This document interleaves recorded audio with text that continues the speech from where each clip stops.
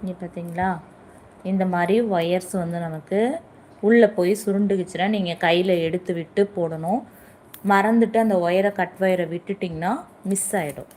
அதுக்காக தான் நம்ம இப்படி ஒவ்வொரு ஒயரையும் நான் பார்த்து பார்த்து பாருங்கள். இந்த ஒயர் இது பக்கத்துலேயே வருது, இதை எடுத்து நம்ம நாட் போடணும்.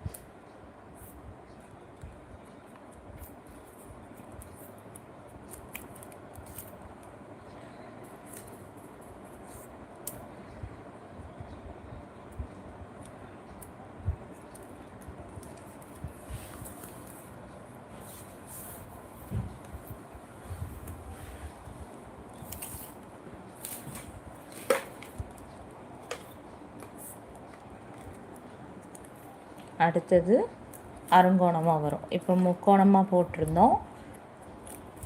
இப்போ இந்த நாட் போடும்போது நமக்கு இந்த இடத்துல அருங்கோணம் கிடைக்கும்.